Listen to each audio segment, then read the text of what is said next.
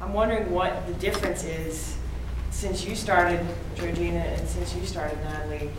How have things changed? How have your experiences differed? Starting your brands, growing them, finding your place in the marketplace and in the bicycle industry. I'm hoping that the answer is that it's gotten easier, but maybe some things have changed so that it's not easier for you, Natalie. Yeah. Well, you probably have the more long-term historical perspective of how things have changed. No, it's a good thing. But I know that when I started, there was this big question of what you want to do, high-end bikes for women? It seemed to be almost a contradiction in terms that it seemed like, gosh, the pie of custom frame building is small enough as it is. Why would you choose to throw out 90% of the people who actually buy custom bikes and focus on that, very small proportion of custom bike buyers? And I looked at it more as that was the wrong question to be asking. There were all kinds of women who were not being served by any portion of the bike industry. And if there was a genuine problem to be solved, it seemed like there was an opportunity to solve it. But my experience was that people generally questioned the wisdom of trying to sell something to women in bicycle form that cost more than $600. So I suspect that hasn't changed since your first experience. Yeah, I think it's probably pretty similar. I ran into the same thing where I said, this is what I'm going to do, and everybody looked at me and said, you're going to what? And to me that was kind of motivation in a funny kind of way. What I've found is it'd be interesting to compare our demographics for customers, because right now the woman that I work with is almost always over 45 or 50. She's not the 30-something or early 40s. Maybe that has something to do with the price point, because you've got to get to a certain point before you can afford it. But what worries me a little bit is I'm afraid that we might be missing younger women to some extent. I mean, you appeal, I think, to your customers on a totally different way than I did. You were much more artistic and creative than I ever was. I'm like hardcore engineering. You're like cool names, great look. It's just, I look at your stuff and go, shit. If I had only worked a little bit of that into my line. But what is your demographic like? I'm curious. I would say that my demographic does include some women who are younger, and probably in part because I live in Portland. And yeah, you got a great market. Yeah, and so there's a market where people at all levels are committed to bicycling in their lives. So whether it's a student whose graduation present from their parents is a handheld bike, or whether it is just a woman who's like, hey, this is my car, and so I'm going to spend as much on it as I would on a old Toyota sure. or whatever. But I am probably with you in seeing that general concentration of women are coming to me who've been on a bike for 20 years, and they've gotten to a point in their life where they say, and it's usually been steel? And it's usually been steel, it's like a Centurion, it's an Ishiki, it's a whatever, but it worked for them for 20 years and they put up with it, but then they get to a point where they say, wow, you know what? Lifetime Achievement Award, I've been biking and I've been, I've gone across the country and I've done this and that, and it's time that I had a bike that I actually loved and that actually fit me. And so I wish we were capturing more of the women on the front end who are about to embark on all of those miles and all of that muscle memory and all of that biking, but start out doing it on something that would allow them to enjoy it more. I sometimes I'm like, okay, just amortize over the next 15 years and think, okay, will I get to 15 years on a crappy bike and then think I regret all the miles and the years on the crappy bike? Or can you think ahead and say, yeah, this is something that in my body I know I get a lot of pleasure from, and I want to put the money into something that I will be able to enjoy. But I think boy, I understand it. I was a bank messenger. I paid $300 for bikes for a really long time. So I totally get it, but I just wish there were more options available for sensibly fitting bikes at all levels, so that women didn't have to wait until their kids were out of college or whatever point it is in their life where they feel like they can spend money on themselves. I'm curious too, maybe you want to jump in, I don't know if you have something planned, but steel. Yeah. You gotta love steel. I was thinking about this the other night, and sometimes steel is such a tough sell. Especially when you're going up against a really sexy fabric, a sexy material like carbon fiber, Yeah. aluminum not so much so. And it occurred to me, I think that steel has a marketing issue. And I think that we have a tough time, and I haven't figured out personally how to get around this, of how to frame the steel argument. I mean, framing is a big deal in all kinds of situations. Yeah. But it seems that no matter what anything you say that's good about steel, the conversation always gets back to, but it's heavy. And you go, but it's heavy. Right. How are we going to fix that? When I worked in a bike shop, I was interested in, women's products and saw it out. I think it was just when we were coming out with catalogs. Okay, great. But that, the bikes, I didn't understand. Like, okay, steel is heavy. I'm a woman. I don't weigh as much. I don't. So proportionately, I'm at a disadvantage. It didn't make sense to me at the time, and it didn't have anyone to explain. Well, all the advantages. It lasts a long time. It's comfortable. It's not necessarily heavy. Right, and I tend to steer the conversation toward the value that's in the design. That you can look at material qualities and you can compare relative weights. But what I'm looking to do for a customer is make that bike frame relate to their body in such a way that they're efficient, they're comfortable, they're powerful. At the basic level, there's no pain. And a frame that can deliver that to you is going to help you go faster than a ill-fitting carbon fiber bike. And I say, boy, let's look at the frame itself as the very kind of fundamental of what we're doing here.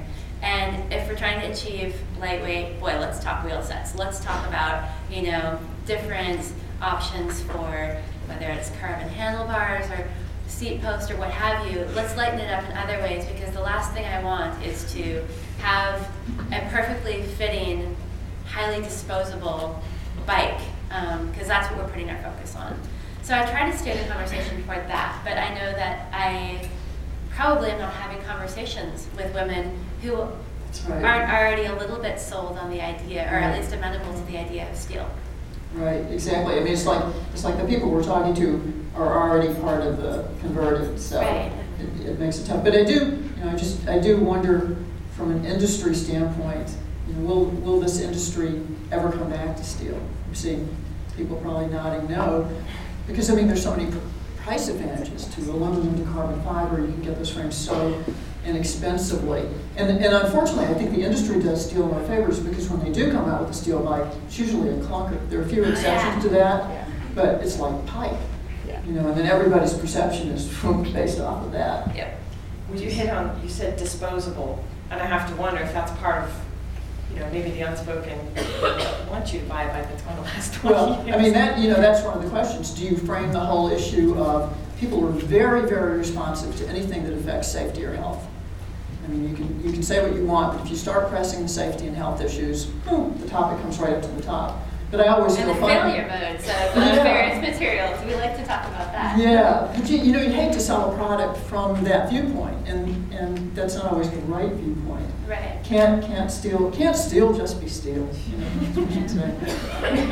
Yeah, and I'm certainly not opposed to a great fitting carbon fiber bike is really appropriate for a lot of riders. It can be a really cool thing if your goals are performance oriented, and you know in your mind that, boy, I'm going to have this bike for a couple of years and then it's time to replace it, and that's sort of part of your buying decision, I think titanium can be awesome. Like, what's not to love about titanium? It's unfortunately out of the price range of a lot of people.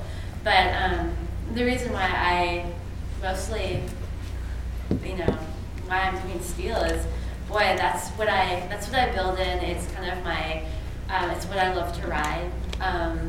And so I from there, I have an easy time talking about what it can provide and what I can do with it. I think one of the other neat things about steel is it has such an incredible personality.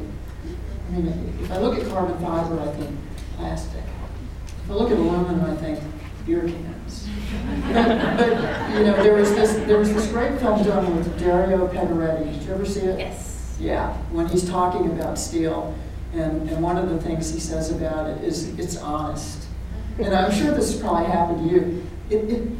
I can remember I would build up a frame, and I'm doing the last little bit of alignment check on it, and maybe I find out the rear triangle is 128 when I want it to be 130. Right. So I cold set to 130. I'm done for the night. I come back the next morning, and 128. it's back at 128. Yeah, it's like it just steel has a memory, they say, and so you have to learn to compensate for that. But it's just the coolest thing. It's like it's playing games with you. It's so neat. Whether it's a game Only or you a can appreciate that. Everybody's conversation. out there going, Studied what? yeah. I'm glad you found that to be true. Yes. So we touched on this a little bit, but I'd like to know, in the broader sense, why do you guys think, ladies, women, why do you think that it's important to have women be the heads of companies, to be not just bike builders, but producing their own brand, producing their own products, at the top of the pyramid of a bike company? Why is it important for women to be in those positions? I get to go first. Mm-hmm. Some women shouldn't be in those positions, that's for sure. But It's true. they're, Men and women. I think that women just bring a different perspective to a business, whether it's bicycling or it's anything else. I mean, I think they're more maybe humanitarian about the whole issue of running a business with respect to their employees, to their customers, to the products that they ultimately design. I know that when I owned Terry, the company was like one big family. I mean, it was pizza every Thursday, and you had to take care of the kid and couldn't get into work on time. It didn't matter, because you're going to get that back. Employers can appreciate that, and I think if you have women at the top and they can work their ideas down a little bit into the bottom, I think. I hate to keep saying I think, but really, I would like to see more women involved in independent bicycle retailers. I'm with you on that. That's where we're fighting the battle more than any other place, and that's where the influence can be so great. Yeah, if I had the opportunity to tackle the kinds of problems that I was wanting to tackle in an established bike company, boy, I'm more interested in doing what it is that I'm doing than in necessarily running a company. And but what I see is that I have an opportunity to work with women in a way that most people working in bike retail can't, in that I think everyone's very well intentioned. Male or female, most bike shop employees really want to serve every single customer that walks in the door. But unless the wages are high enough to retain really good employees who are gaining experience, and not just 20-year-old dudes who really know that they can fit on any track bike that they sit on, and any saddle that it comes with, we aren't really going to be able to address everybody who walks through the door. And I think where we miss a lot of women is in having a conversation where there's truly hearing what they're feeling, what they need, and giving them the skills, giving the bike shop employees the skills to get a woman on an appropriate bike for what they're looking for, without all the assumptions about you need a hybrid or you don't want 650cc wheels, or whatever those biases are.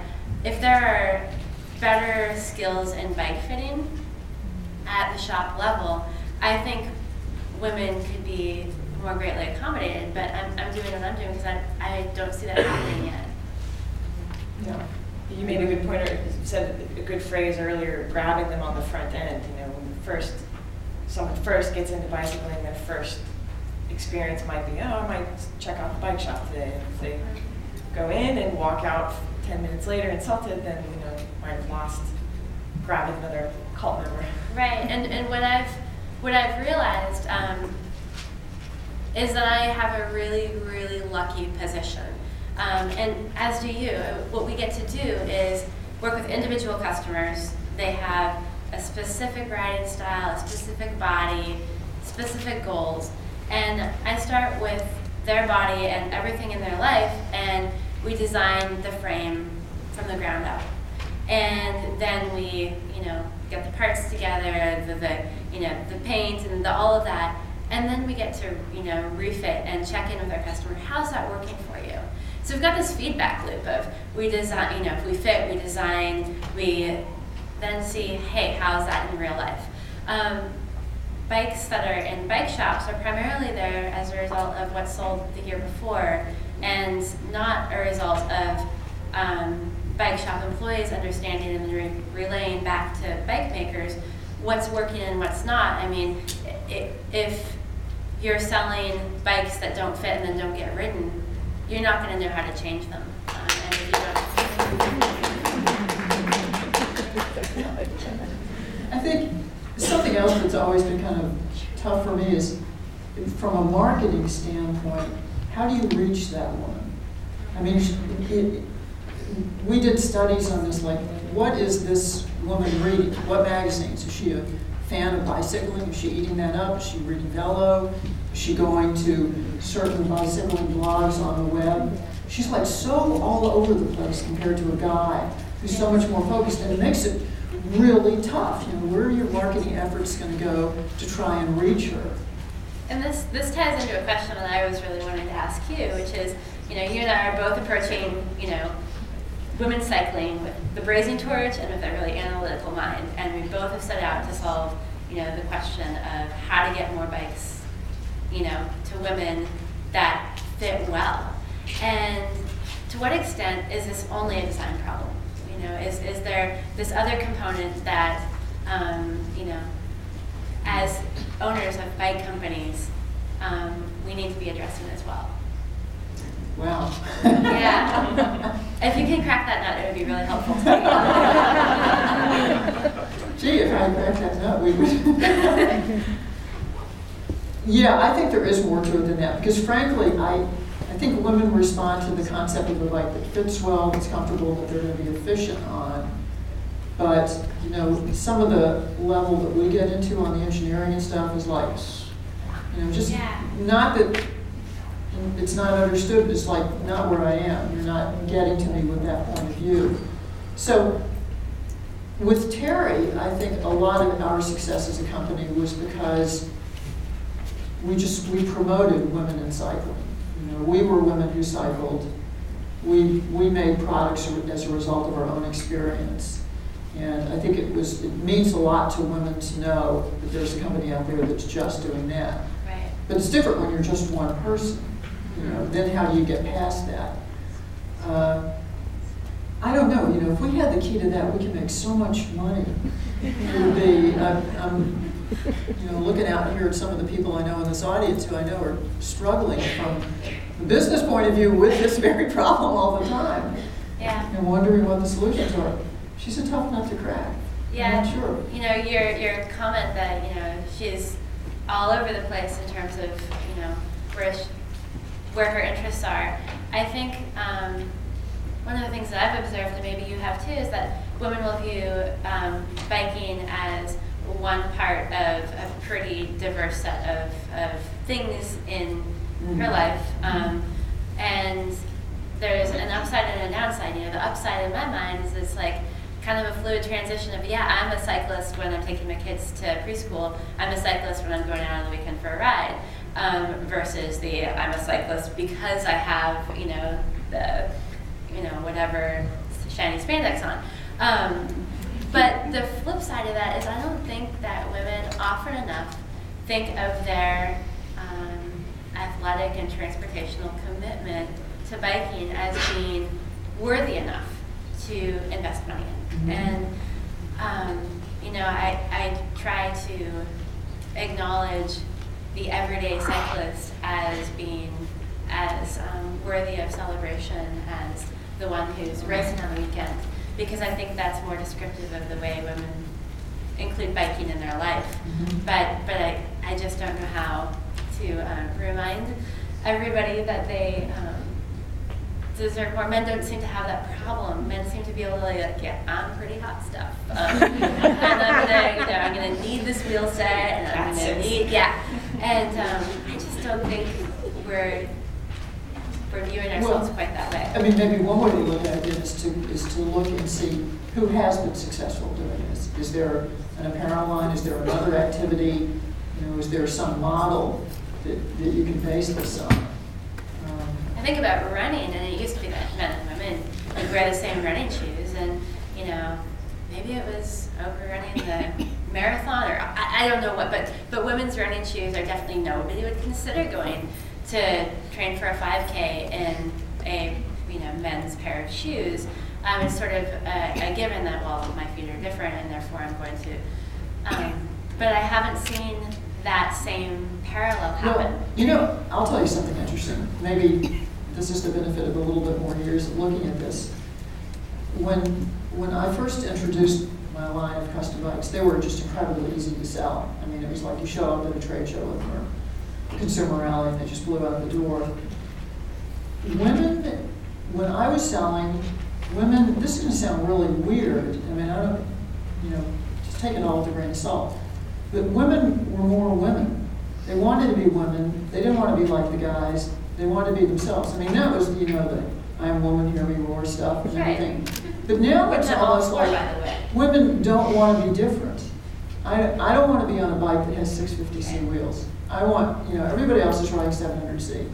I want to look like everybody else. I want to be homogenized because I just feel like more of the gang. And I think that's working against us a little bit. And I don't know if it's just my perception or if you've seen that. I kind of been a lot, and I had no idea when I first started designing and building bikes that and when did you wheel start? size. Just year-wise. 2005. Okay. Yeah, so quite a while. Yeah. But I had no idea that wheel size was going to be political. That's the word. Yeah, and I don't know if you have this experience too, but oftentimes I'm dealing with a woman customer with all these bike enthusiast boyfriends, husbands. The worst. Every year telling her what she needs. Exactly. And so I have this kind of policy that you can have a boyfriend, you can have a dad. That doesn't cost you anything. But if he's a bike expert and I hear about it, that's going to start costing.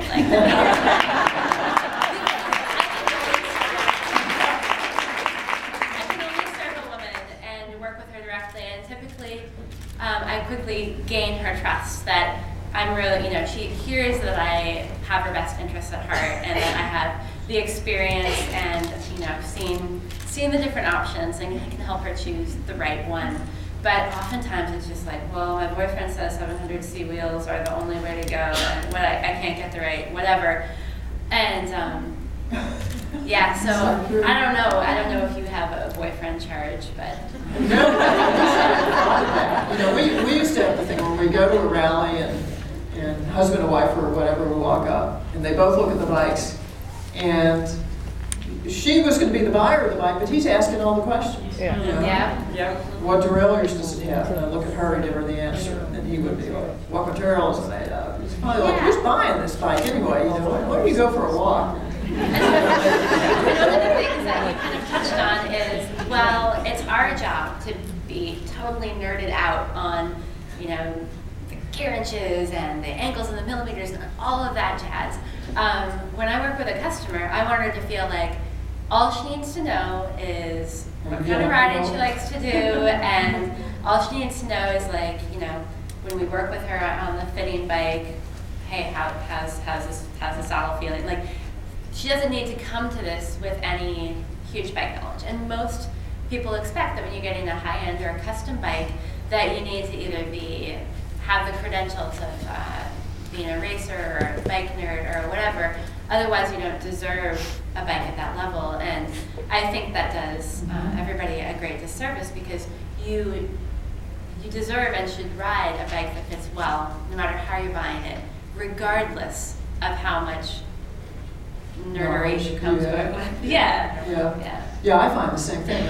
I often send customers technical drawings of bikes so that they can see how they're different. And just like, sometimes I think it's kind of falling on a deaf audience. And I've learned to just talk a little bit more in the comfort terms, the easy to get up the hill, hard to get up the hill, great bike to hammer on, whatever. Right. Because it's a lingo that everybody understands, and it's just easier that way. And often when you start asking those kind of questions, you find that the women do have an idea of what they want. Absolutely.